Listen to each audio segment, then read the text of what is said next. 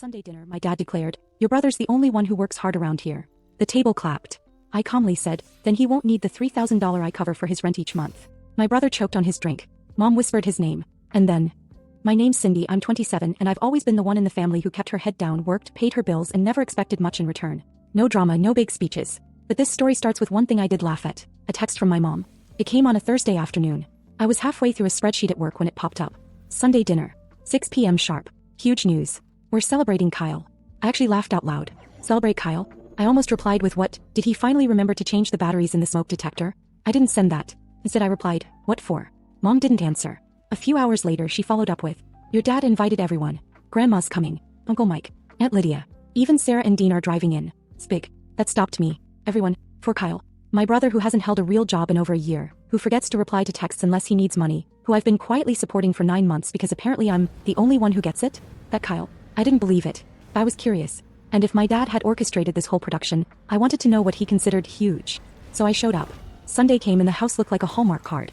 Streamers, extra chairs around the table, one of those store-bought cakes with generic frosting that read congratulations in uneven red letters. I walked in and immediately caught the scent of Mom's baked CD, which only comes out during holidays or when someone wins a custody battle. I asked her, what are we celebrating? She smiled and said, just wait until everyone's seated. That didn't feel normal. My family doesn't do suspense. We do leftovers, paper plates, and side comments. The table was full. People were laughing, sipping wine, complimenting Mom's cooking. Kyle showed up 15 minutes late, of course. Aviators on his head, holding his phone like he was waiting for an important call. He kissed Grandma on the cheek, called my aunt darling, and did the whole I'm so busy act he puts on when he wants attention. Then my dad stood up, glass in hand, big smile on his face. The room quieted. To Kyle, he said, the first one in the family to buy a car off the lot. A 2020 BMW full package, paid for by his own hard work. The room erupted. Grandma clapped. Rachel gasped. Dean did that obnoxious whistle he does when someone gets a promotion. I sat there blinking. The car. That's the huge news? Kyle pulled out his phone and started showing pictures. Shiny silver leather interior, dealership sign in the background. I asked, how'd you pay for that? He shrugged. I've been grinding, saving, finally making some moves. I tilted my head. What moves? He dodged the question. And then my dad looked at me smiling and said the one sentence that hit like a punch to the face. Your brother's the only one who works hard around here. Laughter. Applause. I didn't even blink. I just said, then he won't need the $3,000 I cover for his rent each month. Silence. Kyle choked. Literally choked on his wine. Mom whispered his name. Then came the questions. First from my cousin Sarah. Wait, you pay his rent? And then from Uncle Mike. $3,000 a month? You serious? I didn't say another word. I just watched my brother's face drop. He tried to laugh it off, but nobody laughed with him. And that's when it all started unraveling. No one moved for a few seconds after I said it. You could almost hear the hum of the refrigerator from the kitchen. Kyle froze, staring down at his plate, pretending he didn't hear me. The laughter that had filled the room seconds before was gone. Just gone. Everyone's faces shifted at once, like they were trying to figure out if I was joking. Mom was the first to speak. Cindy, what do you mean you cover his rent? Kept my voice even. For the past 9 months, I've been paying $3,000 every month so he wouldn't get evicted. It was like I dropped a bomb on the table. Kyle immediately tried to recover. It's not like that. She helped me out once or twice, but I'm paying her back. I didn't even need to respond. Aunt Lydia turned toward him, eyebrows raised. $3,000 a month isn't once or twice. My uncle put down his fork. Wait. You're telling me you're living off your sister and buying a BMW? Kyle pushed back his chair a little like he was ready to argue. I had savings, okay? I've been working on projects. Things are picking up. You guys just don't understand how business works now. That's when my dad jumped in, clearly irritated. Enough. Kyle's doing something with his life. He's building connections, working hard, and not everyone gets that kind of hustle. He's young, he's ambitious. Let him enjoy his success. I looked at him and I could feel my jaw tighten. You call that success? Dad's tone sharpened. You don't know how to support your family. You're always so negative. Before I could answer, Mom cut in. What savings, Kyle? He hesitated. You could see it. That small flicker of panic before he spoke. I had a little left from my freelance stuff and I took out a small loan. It's manageable. Mom blinked. You took out a loan for a car? The entire room went quiet again. Grandma, who hadn't said a word all evening, finally spoke. You bought a car with borrowed money? Kyle tried to brush it off. It's not a big deal. Everyone does it. You have to look successful to be successful. That was when Rachel, my cousin, leaned forward. So you're in debt for a car you can't afford while Cindy's been paying your rent? Kyle turned red. I said I'll pay her back. Aunt Lydia said quietly, when? With what? He didn't answer. Dad sighed and rubbed his forehead. You're all missing the point. He's out there taking risks, not playing it safe like some people. He's got vision. I didn't even respond. It was Mom who did. Vision doesn't pay bills, Mark. Her tone was flat. That alone made the whole table go still. Then she turned to Kyle again. Do you even know how much you owe her now? He looked down. I've kept track. I said, that's interesting because I have too. He didn't look up. Sarah, my other cousin, suddenly remembered something. Didn't I offer you a job at my company a few months ago? You said you were too busy with clients. Guess those clients were imaginary. Uncle Mike nodded. Yeah, and I remember lending him $500 last year. Never saw that again. It started spreading around the table, one voice after another. Everyone had a story. Little moments that, put together, painted a very different picture of my brother. The one my dad refused to see. Kyle just sat there, his face pale, his hand gripping his glass like it was an anchor. Mom finally stood up and walked out of the room without a word. The sound of her footsteps upstairs was louder than anything else. Dad looked furious, mostly at me. You didn't need to humiliate him like that in front of everyone. I met his eyes. I didn't plan to, but I'm tired of pretending. No one spoke after that. Not even Grandma. Kyle mumbled something about not needing to sit here and get attacked, grabbed his jacket and left. The sound of the front door slamming echoed through the whole house. Dad followed him out a few minutes later. Mom didn't come back down. I stayed behind to help clear the table. My aunt and cousins helped quietly, no one really saying much. When the last dish was in the sink, Mom finally came down, her eyes red. She asked me softly, "Why didn't you tell us?" I said, "Because I thought if I gave him time he'd learn. I didn't want to embarrass him." She nodded like she understood, but she didn't say anything else. I left not long after. When I walked out, the house that had felt so warm an hour ago suddenly looked empty, even with all the lights on. That night, Kyle didn't call. Not that I expected him to, but I had a feeling this was just the beginning. Kyle didn't call the next day, or the next 5. I wasn't surprised. That's how he operates. He vanishes when things get uncomfortable like it's a magic trick. Leave, ignore, wait for the mess to blow over, then reappear when he thinks people have cooled off enough to forget. That used to work, but this time, no one forgot. I didn't hear from Dad either. Just silence. Then 3 weeks later, I got a voicemail from Mom. Her voice was soft. Not angry, not dramatic, just flat. Like she didn't have the energy to sugarcoat anything. "Call me when you have a second. Kyle needs help." At first I rolled my eyes. I figured maybe the dealership wanted their car back or he got a flat tire and didn't know how to fix it. That would be very on brand for him. But when I finally called her back later that night, her tone told me this was different. She didn't even say hello. She just said, "He's drowning, Cindy." It all came out at once. The loan he took for the BMW wasn't small. Not even close. $19,000, not including interest. He'd missed his first 2 payments. And the dealership had started calling, every day. He was dodging them. The car insurance lapsed. He owed 2 months of back rent and the landlord wasn't budging this time. Worse, the last 2 months of rent that I thought I covered, he never sent in full. He used part of it as a down payment for the car and figured he could catch up later. So now he was $3,000 behind on rent, deep in debt, the car was at risk of repossession and he had nothing. No savings. No clients. Just excuses that weren't landing anymore. When I asked Mom what Dad thought, she hesitated. Then said, "He still thinks Kyle will turn it around. He said it's just a rough patch." I had to laugh. A rough patch. This wasn't a bump in the road. This was a canyon. I told her straight up, I wasn't sending another dollar. She didn't argue. For the first time, she didn't defend him. She just said, "Then he needs to figure it out." 2 nights later, I heard a knock on my apartment door. It was late. I looked through the peephole and there he was. Kyle. Hoodie, no jacket, bags under his eyes. I hadn't seen him look like that since college finals week when he tried to pull 3 all-nighters in a row and ended up throwing up in a trash can. He didn't say anything when I opened the door. Just stood there holding his phone and looking lost. I didn't slam the door in his face. I let him in. We sat in my kitchen and for the first time in years he didn't try to impress me. No sales pitch, no buzzwords. He just said, "I screwed everything up. I don't even know how to fix it." I opened my laptop. I didn't yell. I didn't make a speech. I showed him numbers. Loan payments. Insurance estimates. Rent. Car maintenance. Gas. Food. Cell phone bill. He sat there like someone had hit him with a sledgehammer. Then I told him the only way forward was to work. 3 jobs minimum. 1 wouldn't cut it. He needed to bleed for it because that's what happens when you burn through safety nets. He nodded. Didn't even argue. The next morning I called Sarah, who'd offered him a warehouse job months ago. She was hesitant but agreed to give him one more chance. Then I called a friend who needed a dishwasher for her restaurant. He started both jobs within the week. A few days later he picked up a third, stocking overnight shifts at a grocery store. It was brutal. He texted me one night at 3 a.m. from the store loading dock. Just a photo of his shoes soaked from slush and a one-line message. "I can't feel my feet." I didn't respond with sympathy. I just wrote back, "Keep going." Meanwhile, Dad called me. Twice. I didn't answer the first time. When I finally did, he told me I was being too hard on him. That Kyle wasn't built for this kind of labor. That he had a brain for business, not box lifting.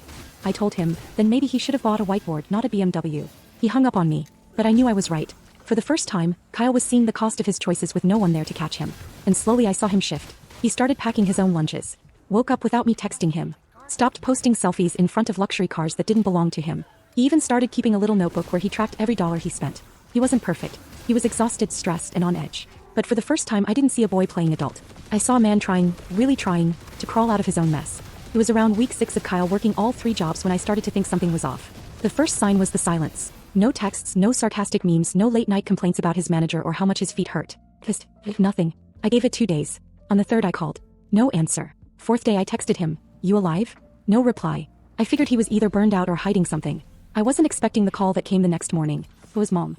Her voice was shaking. "He collapsed at work last night. I froze. Apparently, it happened during his overnight stocking shift. He was lifting a box, sat down for a second and just didn't get up. His manager said he looked pale all week, wasn't eating, kept pushing himself. He got taken to urgent care. Nothing life-threatening, but the doctor said his blood pressure was low, he was dehydrated, borderline anemic. The guy had been surviving on black coffee and peanut butter crackers. I drove over to see him. When I walked into that bland little room and saw him lying there with N4 in his arm, he looked more like a ghost than my brother. He gave me a weak smile. Didn't want to call you. Figured you'd say I told you so. I didn't. I just handed him a protein bar from my bag and told him to shut up and eat. That night, Mom called everyone together. She said we needed to talk about Kyle. And by everyone I mean everyone. Dad, Aunt Lydia, Grandma, both cousins, even Uncle Mike, who usually only shows up for football or free food. When we sat down in the living room, Dad took the lead like always. He went off about how Kyle had proven himself, and maybe now it was time to support him again. Help him out.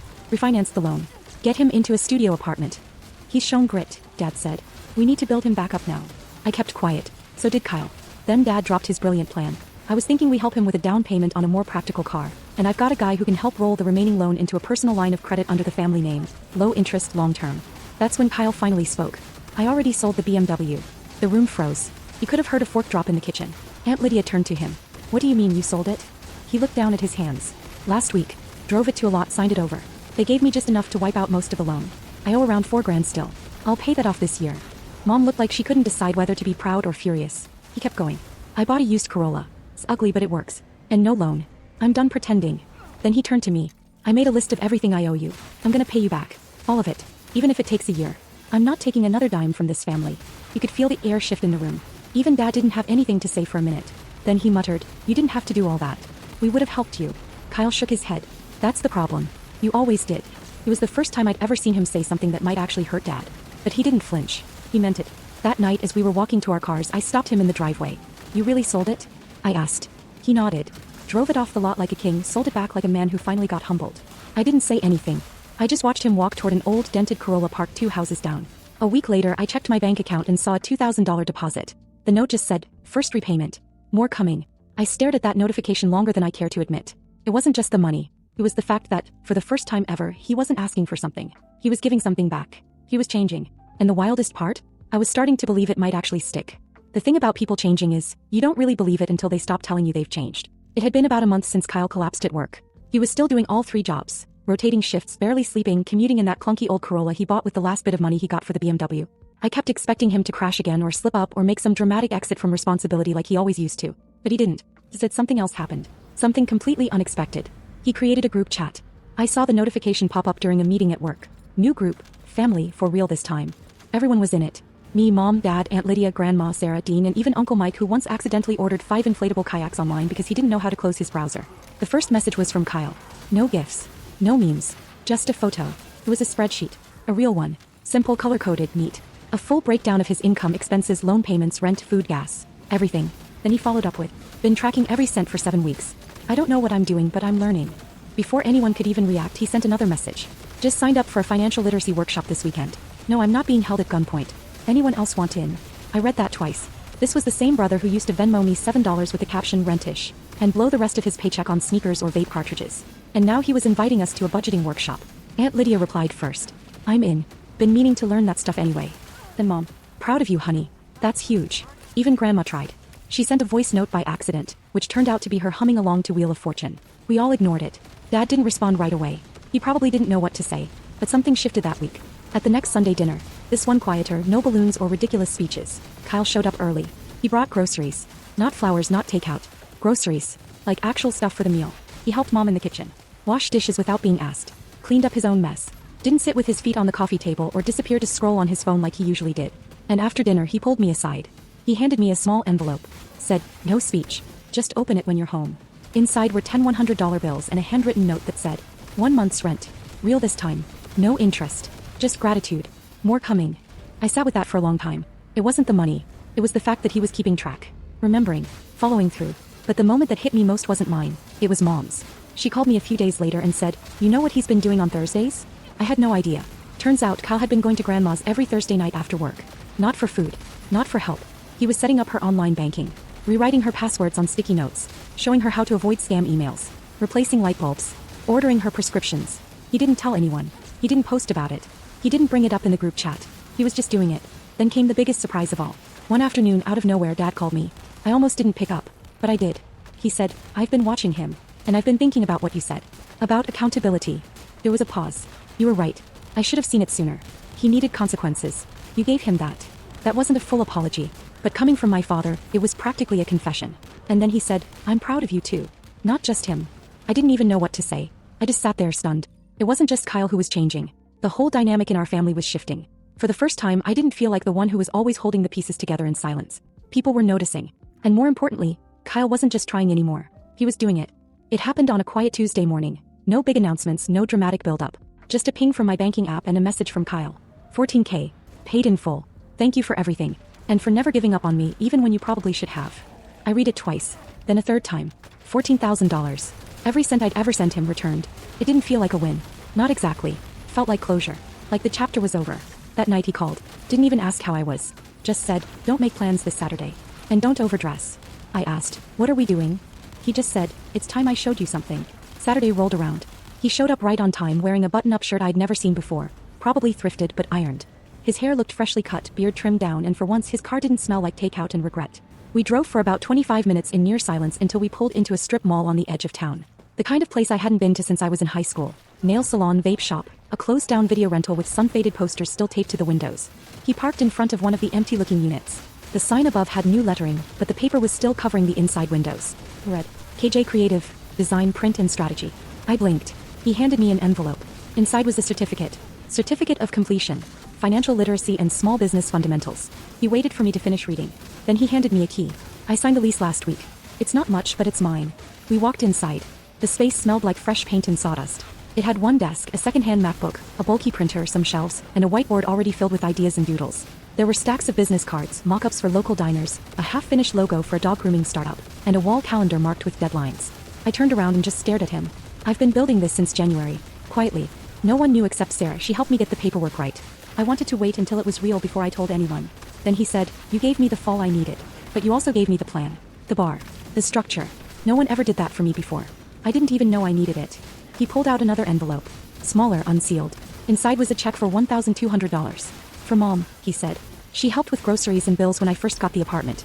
I didn't forget. I didn't ask where the money came from. He didn't look rich. His shoes were still scuffed, his jeans had a tear at the knee. But he looked stable. Like someone who knew exactly how much was in his account and what it needed to cover. As we walked out, he locked the door and said, I thought success meant looking like you had it all. Turns out it's just knowing how to keep what you have and build from it. And then, almost as an afterthought, he said something that stuck with me. I'm not scared of work anymore. I'm scared of wasting time. That hit harder than anything. Sunday dinner that week was different. No announcements. No drama. Kyle showed up early again, helped set the table, and stayed late to do the dishes. Then, as everyone started drifting toward the living room, he stood up. No glass in hand.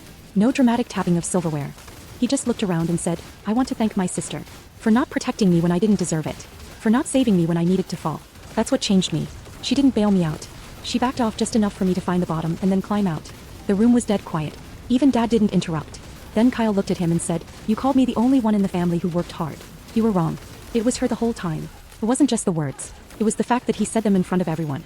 Dad stood up, gave me this long look and nodded. No speech. No sarcasm. Just, finally, recognition. That night Kyle walked me to my car and said, I'm building something real now. And when I hire my first full-time employee, I want you to help me interview them. Because you're the reason I even get that chance. I drove home in silence, thinking about how far we'd come. Not just him, but all of us. Kyle changed. Truly changed. Not because someone handed him a better life, but because no one did. Me. I finally saw that stepping back wasn't giving up. Sometimes it's the only way people grow. And damn, he grew. While I was setting the table at Thanksgiving, my dad recorded a video of me and posted it on Facebook with the caption, look at this failure, she was always a servant. My siblings laughed. I got angry and left. The next day my sister wrote, why can't I withdraw $2,000 from your account? Without thinking twice, I exploded and I was setting the table for Thanksgiving like I always did. Plates, glasses, silverware. That's how it started every year. Everyone else lounged around like guests in a hotel while I moved around the kitchen like staff. It had become such a routine, no one even thanked me anymore. I did the work, they took it for granted. And this time I told myself to stay quiet and just get through dinner. My sister was on the couch, fake laughing at something on her phone, and my brother was yelling at the TV because his team was losing. My dad cracked open another beer before noon. My mom was the only one actually helping, quietly sliding the turkey into the oven. That was the last Thanksgiving I would ever spend in that house. I just didn't know it yet. I didn't see my dad holding his phone. He must have been filming me from the dining room while I was fixing the centerpieces. I wasn't doing anything special, just lining up the plates evenly like I always did, because God forbid someone else take responsibility for how things looked. I didn't notice the video until dinner was already on the table. I was sitting across from my cousin Lisa when she leaned toward me and whispered, have you seen Facebook? My phone buzzed. A notification. There was. My dad had posted a 14-second clip of me folding napkins and arranging forks. Caption read, "Look at this failure. She was always a servant." My brother had already commented, "Oh, she still thinks she's doing something." My sister replied with, "No lie though, face with tears of joy, face with tears of joy, face with tears of joy." They were laughing across the table. Like it was an inside joke. Like I wasn't sitting right there. I didn't say anything. I got up, walked out of the dining room, grabbed my purse and left. No one followed me. I walked straight out of that house and kept walking for almost 10 minutes before I called my aunt. She left the dinner too. Said she'd had enough of watching them treat me like trash. She picked me up from the corner of Eastwood and 5th and drove me to her place. That night I laid on her guest bed fully dressed. I didn't sleep. I just stared at the ceiling with my phone face down beside me. The thing about being the family punchline is that it doesn't happen all at once. It's slow. It builds. You let one thing go, then another, and before you know it, your dad's posting you online like a joke and your siblings are chiming in like it's their part-time job. What they didn't know was that I'd been saving. Quietly. Working 50+ hours a week. Not going out.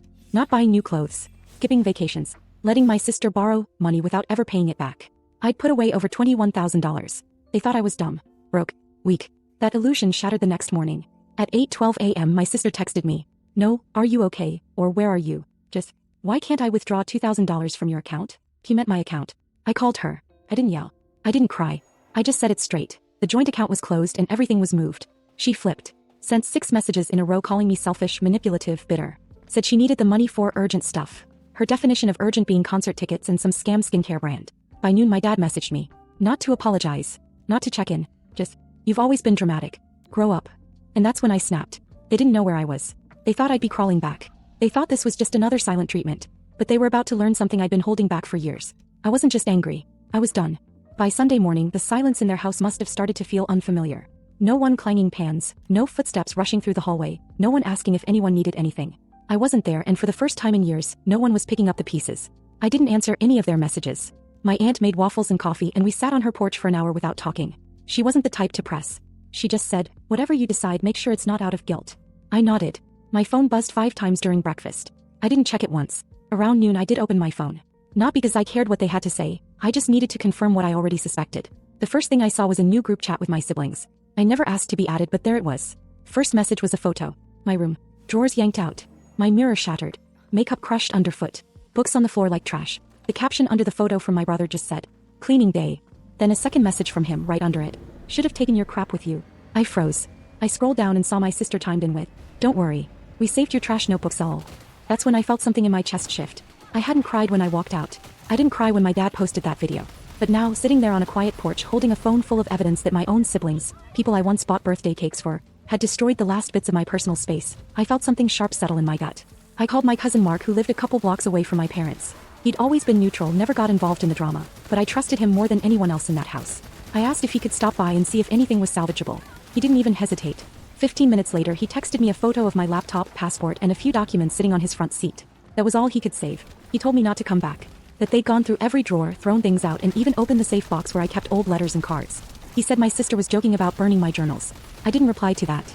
I didn't know what to say that didn't sound like screaming. That night my mom called. Her voice was low. She said she didn't know they were going to do it. Said she tried to stop them. Said my dad told her it was time to teach Rebecca a lesson. She apologized like it would glue anything back together. I didn't yell at her. I just stayed quiet. The silence on the phone felt heavier than anything I could have said. I still loved her, but something in me changed forever. The next morning, I moved out of my aunt's place and into my uncle and aunt's house on the other side of town. It was bigger, quieter, and had a guest room with its own entrance. They didn't ask for rent. My uncle just said, "We'll figure that out later. For now you rest." That evening, over dinner, he asked if I was still thinking about getting an apartment. I told him yes, that I'd already looked at a studio near the bus line. He looked at my aunt, then back at me and said, "You're not wasting your money on rent. Not yet. Not while you're still rebuilding." Then out of nowhere he said something I didn't see coming. "You know your dad still owes me $6,000, right?" I didn't. I blinked. He explained how years ago when their roof caved in my dad begged him for a loan. Promised he'd pay it back in 6 months. That was nearly 4 years ago. Not a cent repaid. I was gonna remind him after the holidays, my uncle said. But now, well, I'm calling that debt forgiven. And not in a good way. He poured himself another glass of wine, then added, "Let him feel what it's like to be cut off." That was the moment I realized this was bigger than me. I wasn't just walking away from a toxic house. I had started something I didn't even mean to. My dad, my sister, my brother. They didn't know it yet, but they weren't just losing me. They were losing the people around me. The ones who'd stayed quiet for too long. The ones they thought would never choose sides. But they had chosen. And now the sides were clear. That entire week felt like I was watching a house burn from a distance. And no matter how many times I told myself not to look back, I kept checking for smoke. On Wednesday, my sister sent a screenshot of her declined transaction at Sephora. $198.36. Declined. She captioned it, "You're really this bitter?" Then 5 minutes later, "I needed that serum. You're seriously sick." The joint account was closed. I'd given her too much for too long. When we first opened it, I told myself it was just for emergencies. But her idea of an emergency was always something expensive and ridiculous. Clothes, subscriptions, dinner dates she couldn't afford. She never once offered to pay it back. When I started questioning her, she got defensive. That's when I realized she wasn't confused. She was entitled. I blocked her that afternoon. By Thursday, my brother joined in. He posted a joke on his Instagram story with a screenshot of my Facebook profile and an overlay text. "Imagine ruining Thanksgiving over a napkin." Then he messaged me directly. "You made this a big deal. We didn't even say anything that bad. Grow thicker skin." Followed by, "Come back and talk like a normal person." Normal person. This was coming from the same brother who once got me to pay his car insurance for 3 months while he spent weekends getting drunk and buying new speakers. The same brother who once called me boring for not wanting to get into debt for fun. I didn't reply. I just logged out of everything. But my cousin Mark, the one who'd saved my documents, texted me later that night with something new. He said my dad had asked him if I was planning to sue. That was the word he used. Not, "Come home," not, "Talk to us," not, "How is she doing?" Just, "sue." Mark said my dad was panicking a little because apparently he'd heard that destroying someone's personal belongings, even inside your own home, could lead to legal consequences, especially if any of it was valuable or irreplaceable. I laughed. It was the first time I'd laughed in days. No, I wasn't suing them. Not yet. Not ever, probably. But the fact that he was worried about me taking action? That was new. That was different. And then the most unexpected thing happened. Friday morning I got an email. Not from my dad. Not from my siblings. From my dad's boss. I stared at it for a full minute before opening it. It was polite short. Just said he was reaching out because he'd seen the Facebook video, the one my dad had posted and later deleted. But it had already been shared. He didn't say anything harsh. He just said, "Wanted to check in and ask if you're okay." That's it. Turns out someone in his office had seen the video before it was deleted and passed it around. Quietly. My dad works in a mid-sized contracting firm, mostly men, not the type of place where gossip spreads fast. But this had. And someone decided it was worth escalating. I never responded to the email. But knowing that he'd embarrassed himself publicly, that the video meant to humiliate me might actually cost him something, it was a strange kind of peace. I didn't need revenge. I didn't need to fight him. He was doing a perfect job of destroying himself. That weekend I stayed inside. My aunt and uncle gave me full space, only coming in to ask if I wanted to join dinner. I did once. We ate spaghetti and talked about nothing. It was nice. Uneventful. But deep inside I was changing. I wasn't waiting for apologies anymore. I was done pretending my family would ever see me differently. Now I had one job. Move forward. The weekend passed quietly, almost too quietly. I started looking for part-time weekend work just to keep my mind busy. I wasn't ready to rent my own place yet. My uncle insisted I stay until I found something stable, but I needed some control over something, anything. Monday morning my cousin Mark texted again. He'd gone back to my parents' house to return a tool he borrowed months ago, and when he walked in something strange happened. He said my dad was sitting at the kitchen table writing letters. Like actual pen and paper letters.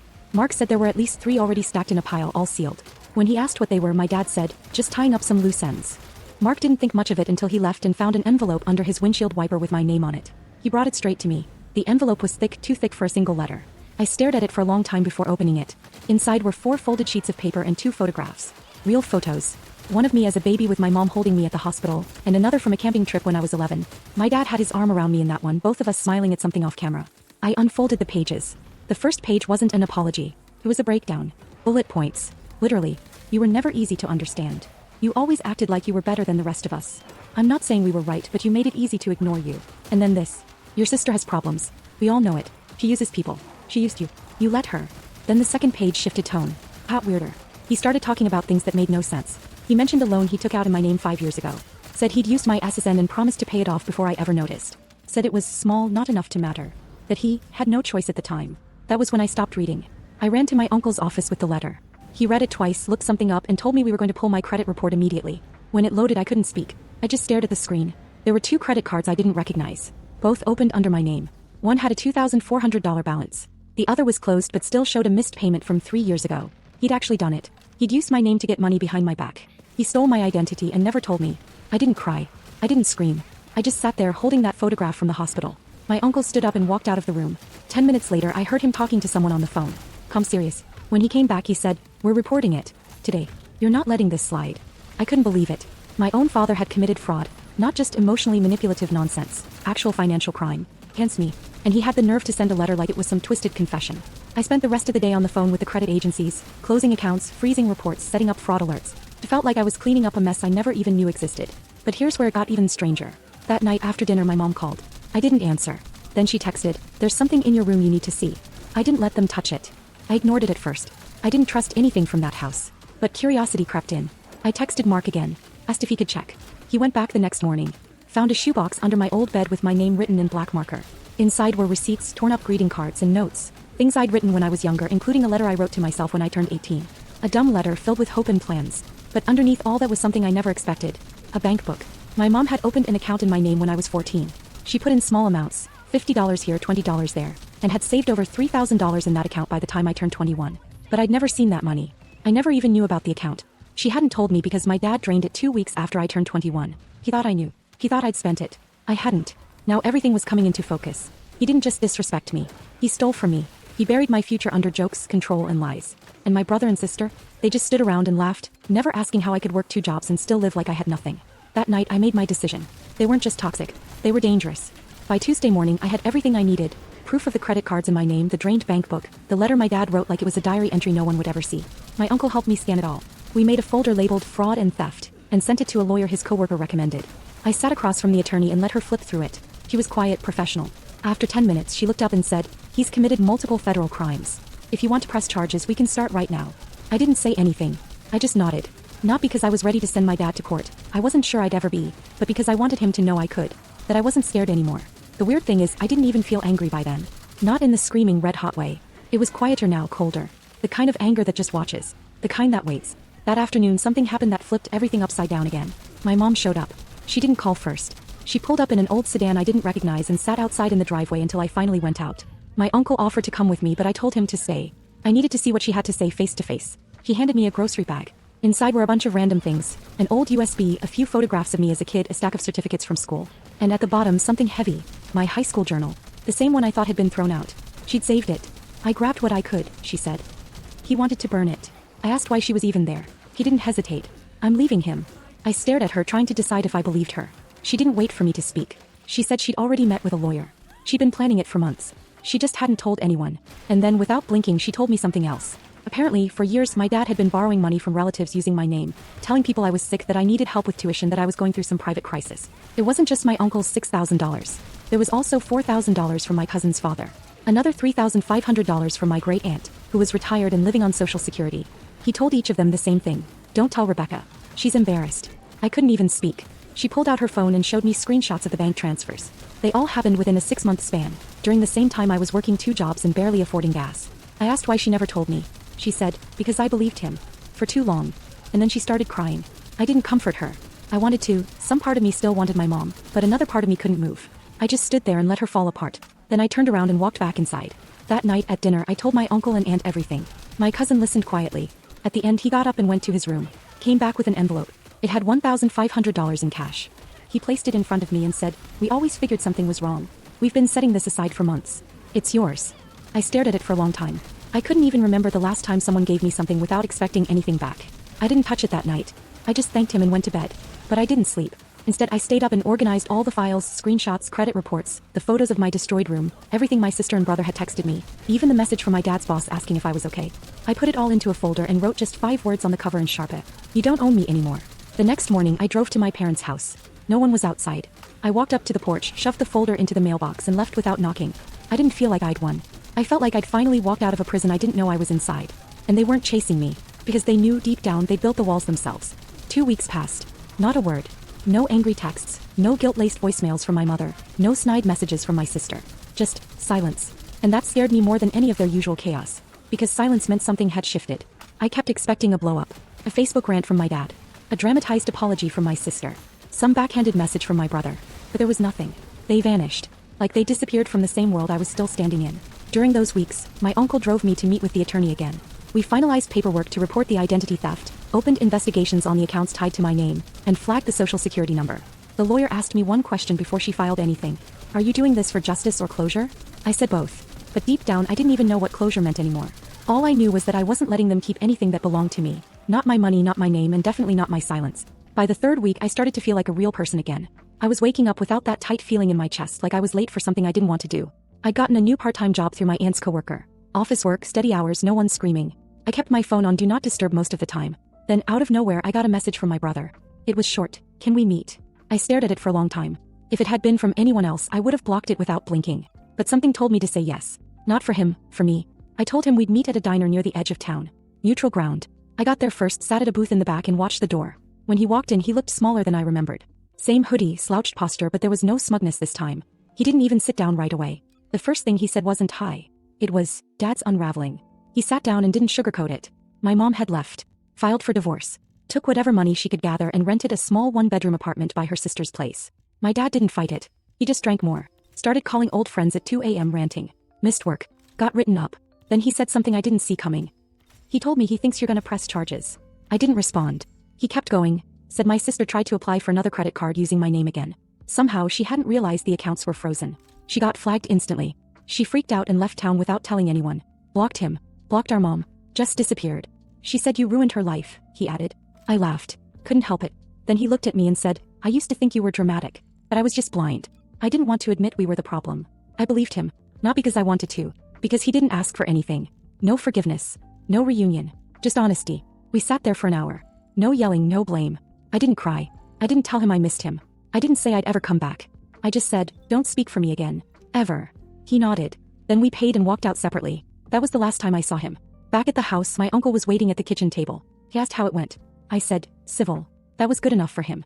Then he said something I hadn't expected either. You're not going anywhere. Not yet. Stay through the spring. Save more. Don't rush to rent some box just to feel independent. You've got a home here, no strings. I felt something tighten in my throat. Not because I needed saving, but because for the first time someone offered support without a leash. I spent the next month settling into something I hadn't felt in years. Stability. No fights. No fake apologies. No money being taken.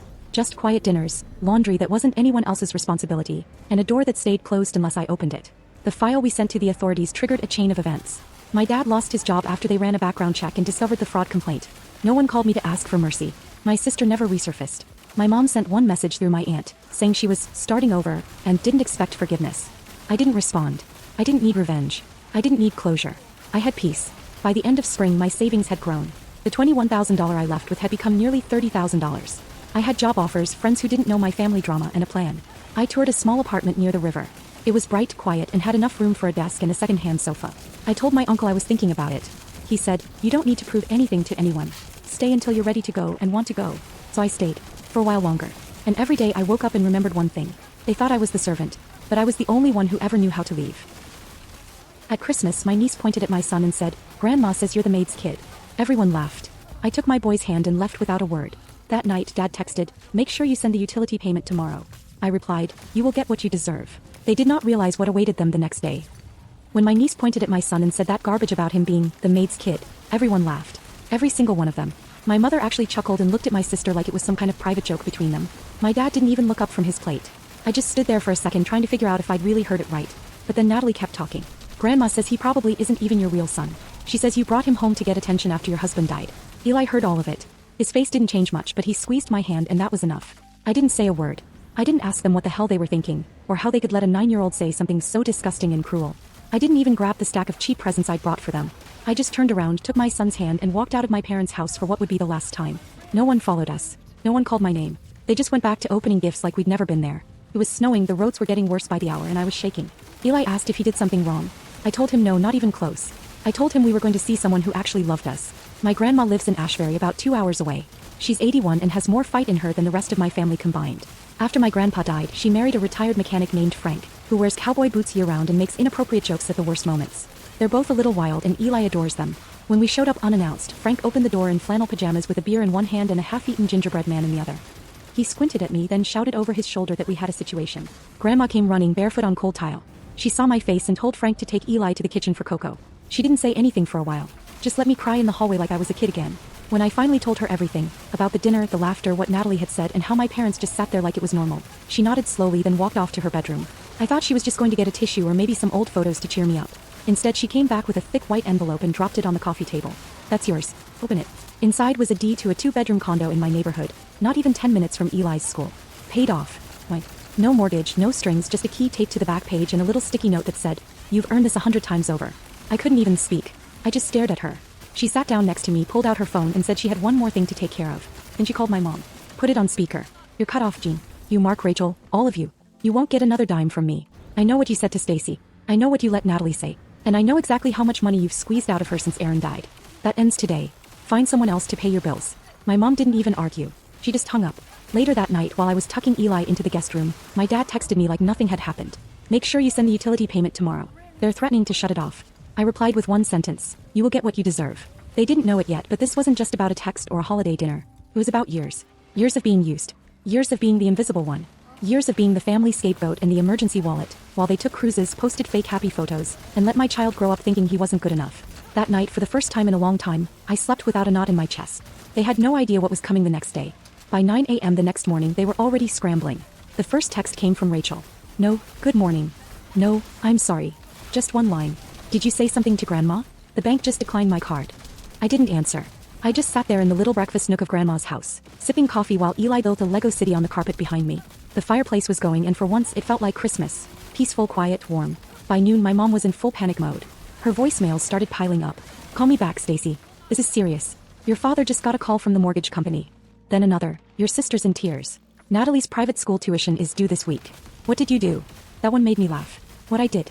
These were the same people who sat and watched their granddaughter mock my child like he was a dog begging for scraps. Who let her say he wasn't family. Who said nothing when I walked out. Now they wanted answers. Help. Sympathy. They had no idea Grandma moved fast. That morning she pulled the last strings, closed the trust fund she'd set up for emergencies, which they drained to take a healing trip to Turks and Caicos after Rachel's divorce.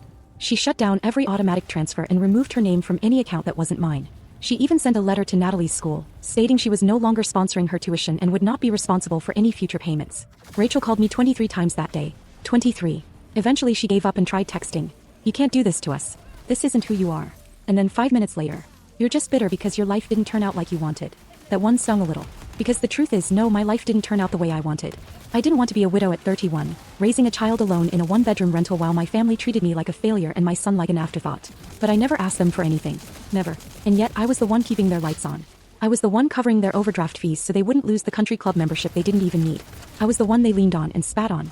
The final straw came that evening. My dad texted me a photo of a stack of bills, phone, water, gas, with a message that said, "Your mother is crying. Hope that makes you happy." I stared at that message for a long time. Then I wrote back. You've had 9 years to treat us like family. You chose not to. Now live like we never existed. Blocked him. That night, Grandma made a steak dinner. Frank opened a bottle of wine and told a story about crashing a parade float in 1974. Eli fell asleep with a blanket wrapped around him and a dog on his feet. I sat on the couch and realized I hadn't felt this steady in years. No one was coming to save me. But someone finally stood beside me. The next day, I drove to the apartment she gave me. I unlocked the door, turned on the heat, and sat on the empty floor while sunlight poured through the windows. It wasn't huge. It wasn't fancy. But it was ours. Meanwhile, my phone sat silent. Except for one final email from Rachel's husband, who I hadn't heard from since their second honeymoon last spring. Hey Stacy, heard about the apartment. Must be nice. We're thinking about downsizing too. Let's catch up sometime. I closed the email. Then I laughed until I cried. They weren't worried about making things right. They were worried they wouldn't get another handout. They weren't family. They were debt collectors with shared DNA. But this time the bank was closed. By New Year's Eve, their calls had stopped. They moved on from begging to blaming. The narrative flipped like a switch. Suddenly, I wasn't the wounded daughter or the single mom doing her best. I was the traitor. The snake. The one who turned Grandma against the family. They told everyone. Rachel posted something passive-aggressive on Facebook. A long, fake-sounding story about betrayal and how some people use a child to climb a ladder, but that ladder won't always hold. I didn't even respond. I didn't have to. Because Grandma commented right under it. If the ladder broke, it's because you kept sawing at the bottom, dear. A few hours later, Rachel deleted the whole post. But that didn't stop them. My mom called my work. Told them I had been mentally unstable during the holidays and might need some time off. She left a message with HR pretending to be concerned, saying I'd been erratic, and probably shouldn't be around clients right now. I only found out because a woman in HR I'd worked with for years called me privately and said, "Whatever's going on with your mom, it's not our business, but you should know what she's doing." My hands were shaking when I hung up. Then my dad got clever. He tried to reopen one of the utility accounts I'd been paying for, using my name. Had the nerve to try and switch the billing address to his house. The electric company flagged it immediately because the account was already marked suspicious after I reported years of unauthorized charges months earlier. Back then I had just let it slide. This time I filed the fraud report. Rachel tried the most desperate move of all. She showed up at Eli's school. Told the front desk she was there to pick him up. Said I'd asked her to. Only reason she didn't get away with it was because one of the office staff recognized her from a birthday party years ago and got suspicious. They called me right away, and by the time I got there she was already gone. I filed a report with the school district. Then I had the school update my contact list. Only 2 names allowed now, me and Grandma. I didn't tell Eli. I didn't want him scared. I just told him things were a little crazy, but he was safe. He looked up at me and said, "Are they mad because you told the truth?" That stuck with me. Yeah, that's exactly what it was. I told the truth. For once. I stopped covering for them. I stopped pretending. And they hated me for it. Grandma wasn't shocked. She just kept shaking her head and saying, "I should have done this years ago. I spoiled them rotten, and now they don't know how to live like real people." She didn't slow down either. She sold off an investment account that had been set aside for future family needs, and moved half of it directly into an account in my name. No more pretending she might change her mind later. No more room for manipulation. She called it a survival fund, not for rent or bills. For anything I wanted. Meanwhile, my parents were spiraling. The mortgage was past due. Rachel had to withdraw Natalie from private school. And according to a message I got from one of Rachel's old friends, someone who clearly wasn't loyal, they were telling people I'd stolen grandma from them. Like she was a prize to be won, not a woman with her own brain. By the first week of January, they were out of options. That's when the threat started. One night, I came home from the grocery store and found a typed letter shoved under my apartment door. No return address. It said, "You think this is over? Blood is blood. You're making enemies in your own blood." I showed it to Grandma. She poured herself a glass of wine and said, "Good. Let them hate you from a distance." Then she looked at me and said, "You ready for what comes next?" I said yes, because by then I was done being afraid of them. I thought it was over after the school stunt. I thought maybe the silence meant they'd finally backed off. But that morning, a white sedan parked across the street from the apartment and stayed there for 3 hours. Didn't move. The guy inside never got out, just sat there pretending to scroll through his phone. I noticed him right away. He wasn't from the building. He didn't belong. And I've spent enough years living in sketchy neighborhoods to trust my gut. I called Grandma. She didn't even ask questions. She called someone else. By the time I looked out the window again, Frank was standing next to the sedan with one hand on the roof, casually talking. He wasn't smiling. The guy in the car started the engine and drove off. I never saw him again. When Frank came back upstairs, he just said, "They're watching you now. You ready for what's next?" I was tired of waiting. The next day, I took the file box Grandma had given me, the one I hadn't even finished going through, and opened the rest. Inside, I found more than I expected. Bank statements, yes. PayPal screenshots, wire transfers, debt notices Grandma had quietly paid off without ever mentioning. But tucked inside an envelope labeled 2009 to 2014 was something else. Documents with my name on them. Apparently, right after my husband died, my parents had claimed me as a dependent on their taxes, 3 years in a row, to get credits and refunds. I had no idea. I was working full-time, raising a child and paying my own way through everything, but somehow they still used me to make a few $1,000s more every spring. I ran a background check on myself. They'd opened a credit card in my name back in 2011. Maxed it out. Never paid it. It was still sitting on my credit report. Nearly $7,000 in debt. That was when something in me shifted. All this time I thought I was the embarrassment. The broke one. The dependent. The one they tolerated during the holidays. But they weren't just cruel. They were leeches. They fed off me. Quietly. Carefully. And legally until they got sloppy.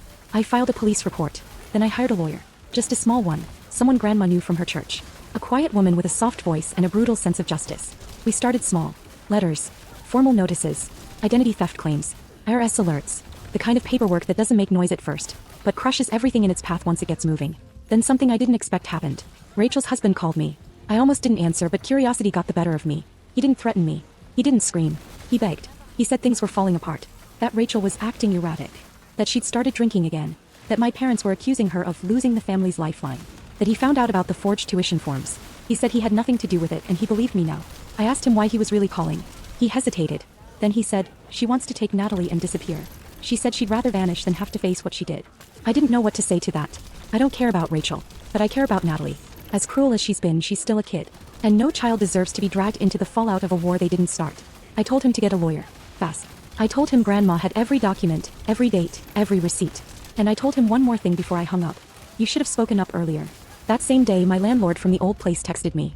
"Just got a call from your mom. She said she needs your old rent receipts for a loan application." I told her you moved and blocked the number. They were still trying. Even as everything fell apart, they couldn't stop grasping. That night, Grandma handed me another key. I thought it was to a storage unit or something small. She smiled and said, "It's time they saw what real family looks like." It was the key to a cabin. In Colorado. Paid off. Quiet, remote. A place for weekends, for getaways, for new memories. He told me it was mine. I hadn't even processed the apartment yet. And now this. But what got me most wasn't the property or the gesture. It was what she said after. "You never asked me for anything. Not once. And they asked me for everything every week. That's the difference." It came in a certified envelope with a shiny seal and fake importance. I knew it was a stunt the second I saw my legal name printed on the label. Inside was a formal demand from my parents' attorney. They were suing me. Not threatening to. Not bluffing. An actual lawsuit. The letter claimed I owed them nearly $50,000. They listed things like childhood living costs, emotional labor, and family investment into future earning potential. They even had the nerve to include a line about contributions during the period of bereavement following husband's death. They were charging me for being a widow. I handed the letter to Grandma. She didn't flinch. Just said, "Then it's time we stop playing nice." We called her lawyer. The quiet woman with the steel trap memory who didn't blink when I told her what was happening. She already had a stack of documentation on standby from everything we'd submitted earlier. The forged signatures, the stolen credit, the falsified tuition paperwork. But the lawsuit never got off the ground. Because 3 days later, Rachel was arrested. Not questioned. Not warned. Arrested. Apparently, the school had been conducting their own internal audit after my complaint. They discovered years of altered forms tied to state-funded scholarships. And when they cross-checked the financial documents with the tax records, everything unraveled. It wasn't just fraud. It It was federal fraud. In the school, they had zero interest in covering for her.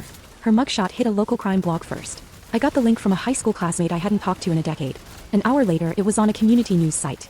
She looked tired, pale, and angry. Nothing like the carefully curated Instagram version of herself. I didn't share the link. I didn't need to.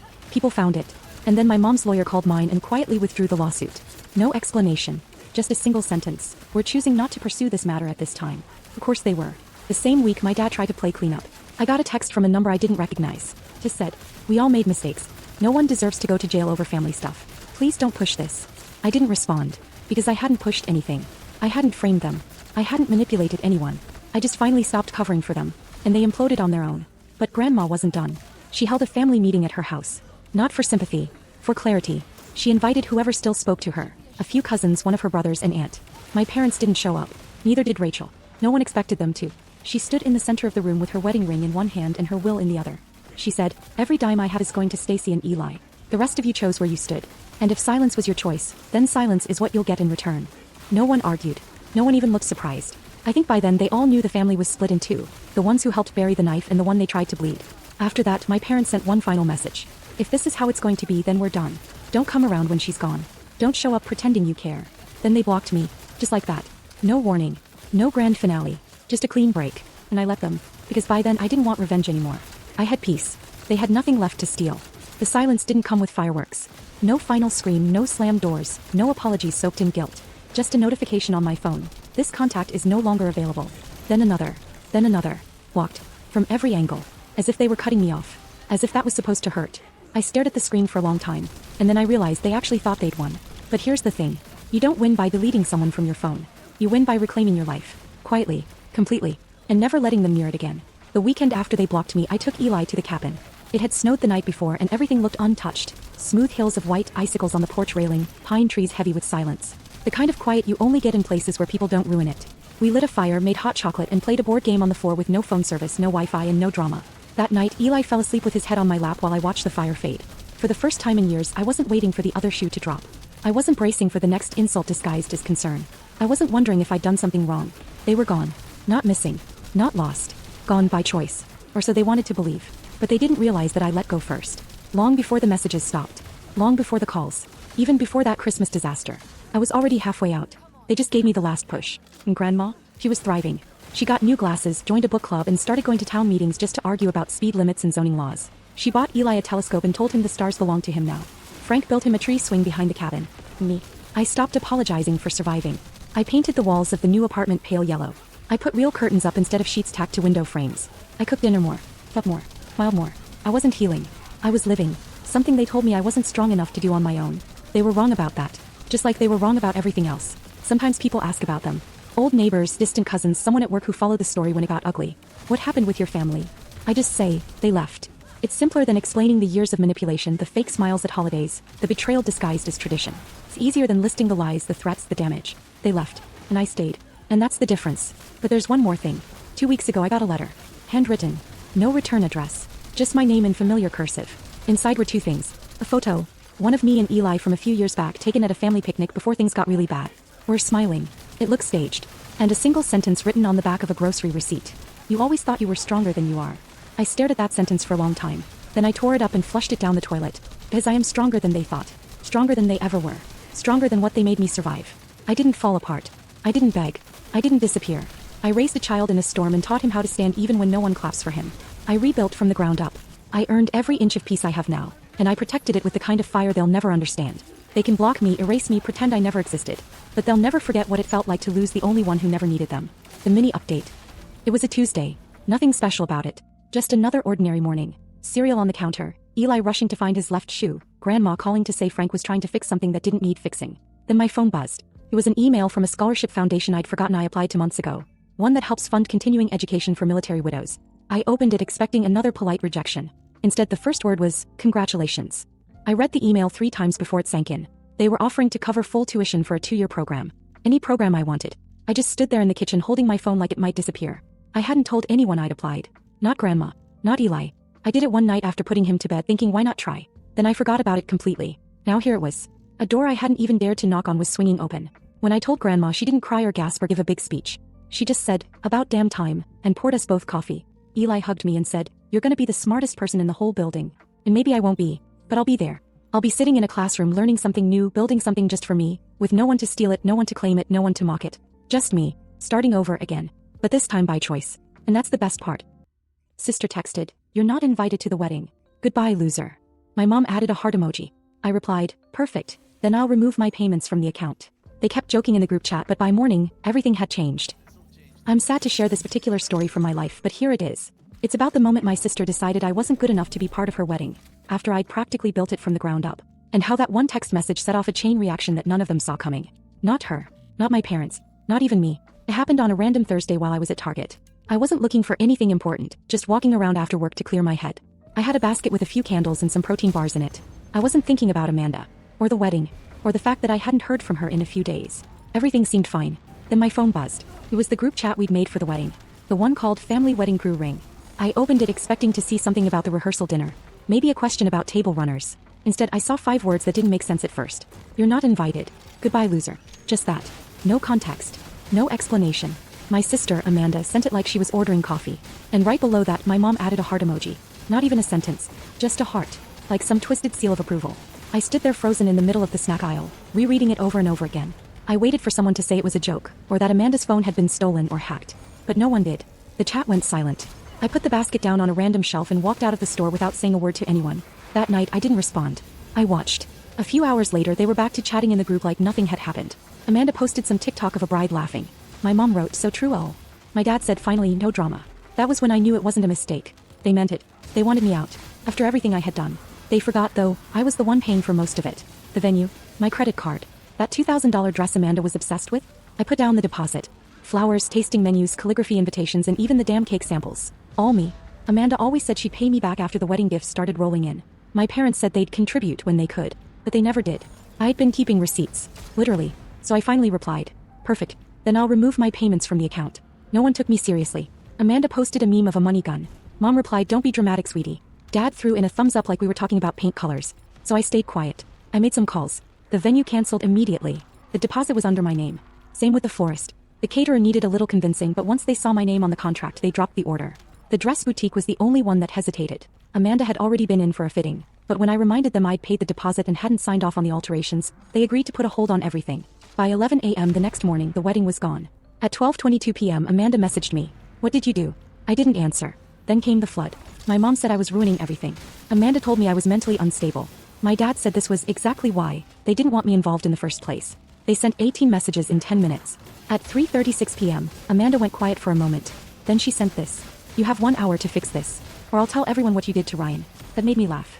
Not because it was funny, but because it showed just how desperate she was. She was throwing threats now, hoping something would stick. I took a screenshot. Blocked her. Amanda thought she could cut me out and keep everything I gave her. My parents thought I'd back down if they ignored me long enough. They didn't realize I'd finally reached the end of what I was willing to tolerate. They wanted a wedding without me?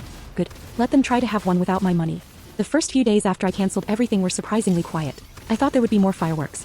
But instead it was like they went into damage control mode, or maybe shock. Amanda unfollowed me on everything. Instagram, Facebook, even Venmo. My mom sent me a 2-paragraph message saying she was disappointed in how I'd handled things and hoped I'd come to my senses before it's too late. My dad sent me a YouTube link to some video about forgiveness. I didn't watch it. They stopped short of begging. I think they were still convinced I'd crack. That I'd feel guilty. That I'd wake up in the middle of the night in a cold sweat and send an apology text with a crying emoji and a promise to pay for everything again. But I didn't. I was done. A week later, Amanda posted a picture of herself in a different wedding dress. It was clearly off the rack. She looked pissed.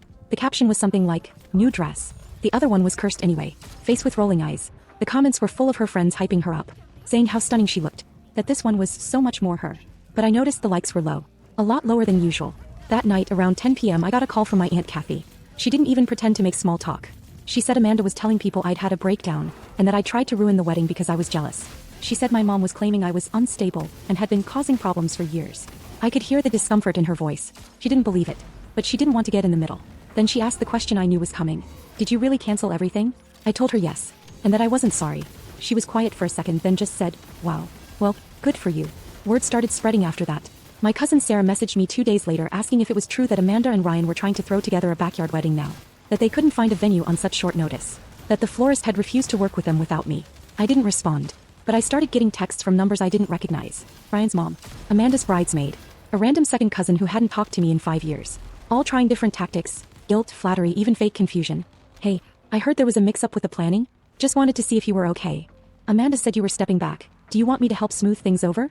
So sorry about the drama. We all know how weddings are. I ignored everyone. 3 days before what was supposed to be the wedding date, my mom showed up at my apartment. I didn't answer the door. She stood outside for almost 15 minutes. I watched her through the peephole. She rang the bell twice, then left. 10 minutes later she texted me, "Please, just talk to us. This can still be fixed." I stared at that text for a long time. I thought about the years of being treated like a wallet with legs. The way they always expected me to help out because I had a steady job and no husband or kids. The way they used me over and over and called it love. Then I deleted the message. Let them figure it out. The wedding was off track, their budget was gone, and the clock was ticking. They wanted to push me out. Now they could see how far they got without me. 2 days before the wedding, I got a Venmo request from Amanda. $7,800. No message, no contacts, just the number. Like I was a wedding sponsor who forgot to send in her donation. I declined it. 10 minutes later, another one came through. Same amount. Still nothing written. I declined that one too, and this time I blocked her on Venmo completely. That made it real, I think. That's when the shift happened. You could feel it like the last thread snapped. Later that afternoon, a text came in from an unknown number. I didn't open it right away. I let it sit there while I cooked dinner, watered my plants, poured a glass of wine. When I finally read it, I wasn't surprised. It was Amanda. I know you're mad, but you've made your point. We're already locked into things. You canceling everything just ruins it for me. Please don't destroy my future just to get revenge. That last line. Don't destroy my future. Like I was the one swinging the wrecking ball. As if they hadn't kicked me out of the group chat and humiliated me in front of our family and friends. As if they hadn't laughed when I said I was pulling out. I didn't reply. I blocked the number. That evening, I got a call from the venue. The one Amanda had loved so much she cried during the tour. The woman on the phone was calm but direct. Someone had called claiming to be me, asking to reverse the cancellation. When she asked for ID verification over email, they hung up. She just wanted to let me know she'd flagged the file. I thanked her. She didn't ask questions. They were trying to undo the damage quietly, but everything had been in my name. Every signature, every email, every payment confirmation. I'd handled it all. And now they were scrambling. The next morning, my inbox had a long email from my dad. Subject line, "Let's fix this." He opened with a soft apology, the kind you write when you're trying to manipulate someone without sounding like it. He said Amanda's words had been impulsive, that tensions had been high, that the message wasn't meant to hurt me even though it clearly had.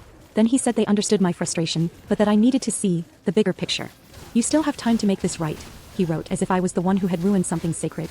He ended it with a vague promise to pay me back after the dust settles. That part made me laugh. There was no dust anymore, just debris. Later that day, Amanda posted something on her Instagram story. A black and white selfie, no makeup, sad eyes, holding a coffee mug. Over it she'd written, "The worst kind of betrayal always comes from the ones closest to you." She didn't tag me. He didn't have to.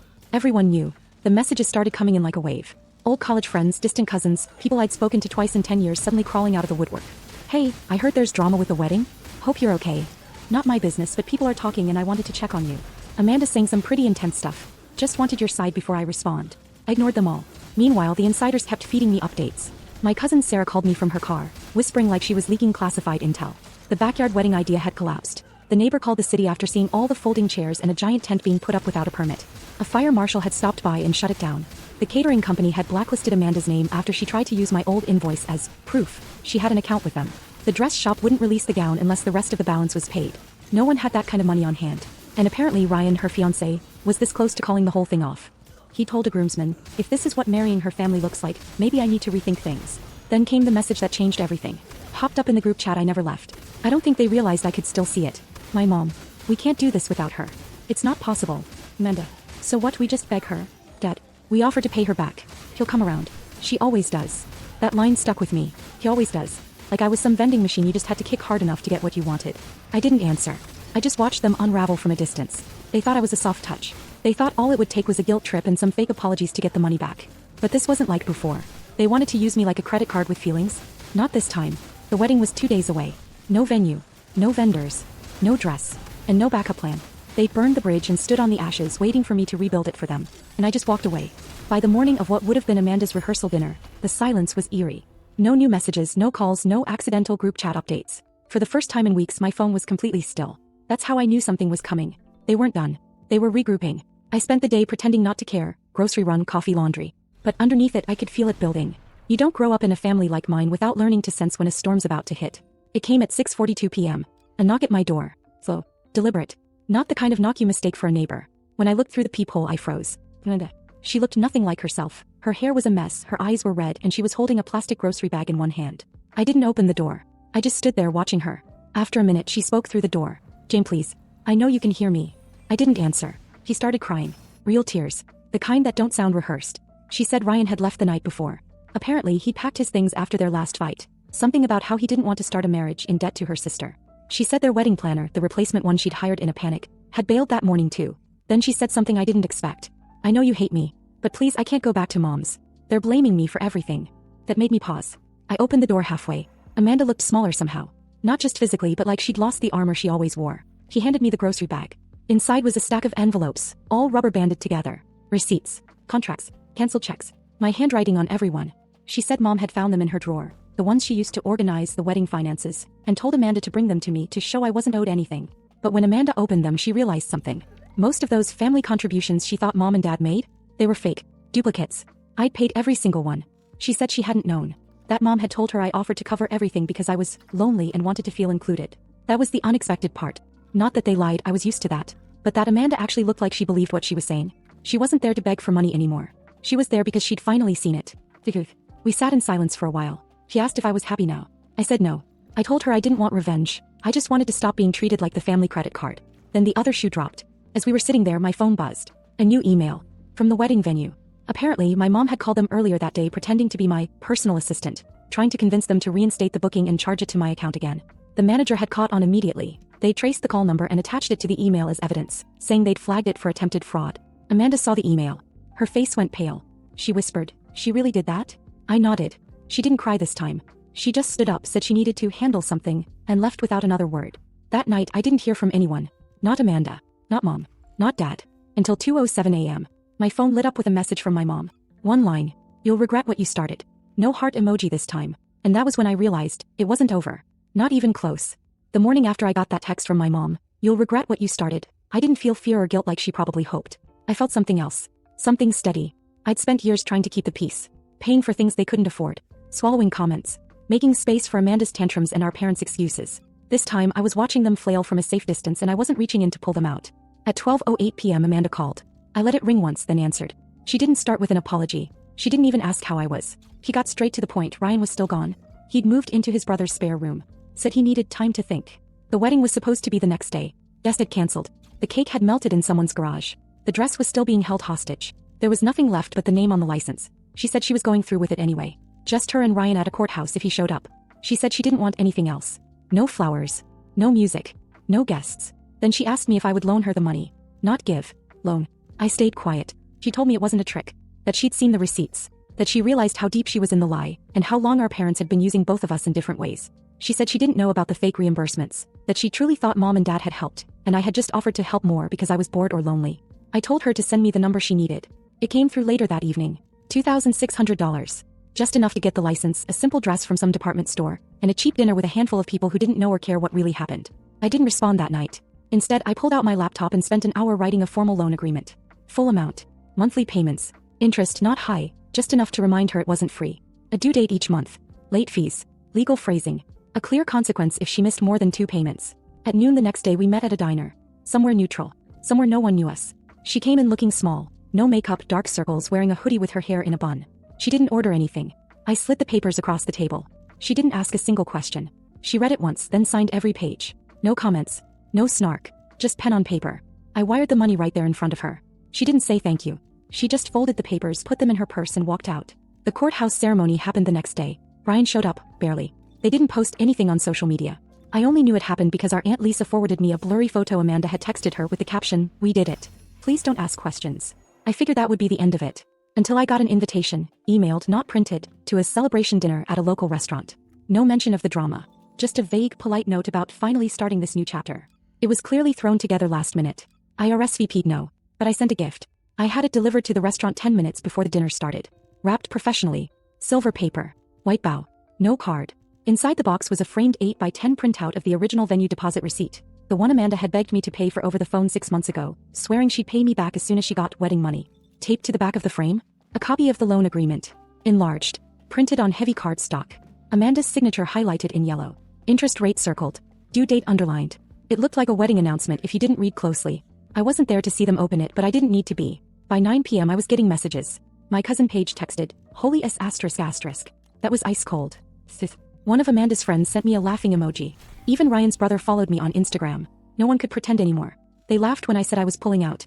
They told everyone I had a breakdown.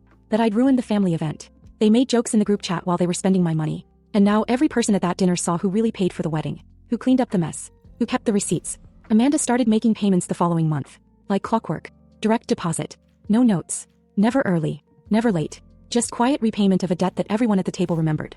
By the time Amanda's first payment came through, $237.65, direct deposit, exactly on the 3rd like the contract said, it didn't feel like victory. It felt like a quiet acknowledgement that the fantasy was over. That she knew I wasn't going to disappear this time. That the cleanup wasn't free. And she didn't try to spin it. No note, no apology. Just money landing in my account. The silence from our parents was louder than anything Amanda could have said.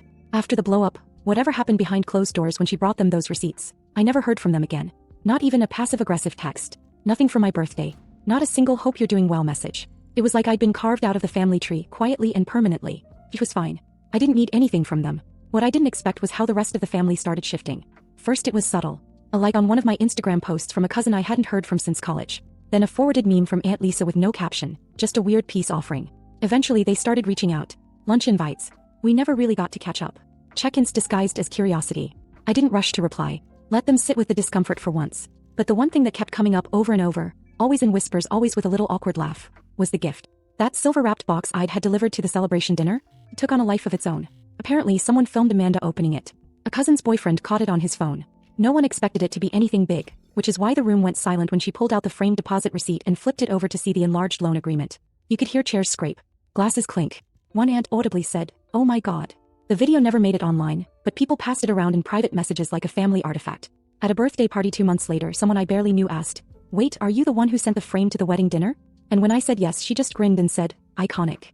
Amanda never mentioned it, but she never threw it away either. From what I heard, Ryan made her take it down after they moved in together. Said it was bad energy.